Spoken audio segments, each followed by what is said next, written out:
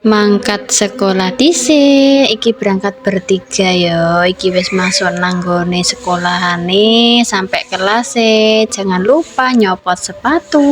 Sepatune dicopot kabeh, dilanjut diteleh nanggone tempat sepatu. Lek wis kaya ngene, terus ndeleh tase nanggone rake dhewe-dhewe.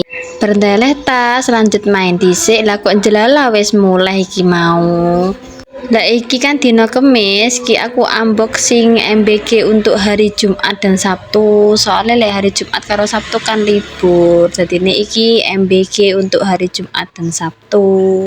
Ya wis kaya kuwi isine sembarang ono roti, ono susu, ono telur. Lanjut margawe. Gelek papanan sing enak terus lanjut bungkusi iki, Bes. Lah iki aku bungkusi apa? Bungkusi mie sepat. Bungkusi mie sepat ki mau wadahe ku cilik plastike ukuran 6. Dadi coronge ya ganti sing cilik. Lah alat corongku iki mang akeh, ora mung sitok, ana sing cilik, ana sing sedengan, ana sing gede. Lah iki corong sing paling cilik iki ngadahi mie sepat pak-pakan kaya ngene.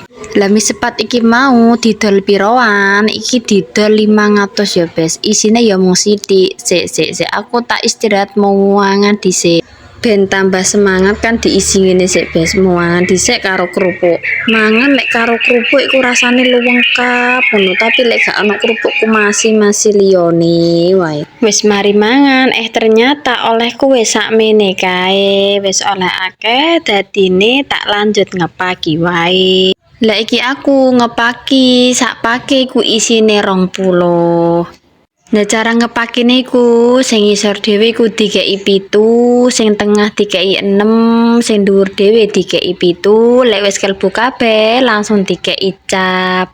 Cape wis mlebu karek nyetaples sing ruwapet ben gak brodol. Mari dipaki, tak uncal ana mburiku, tak lanjut ngepaki maneh. Engko lek aku wis mari ngepaki kabeh, engko ana sing bagian ngiketi. Ngiketene iku tumpukane 10, dadine aku ora iso ben diiketi teko gudange wae.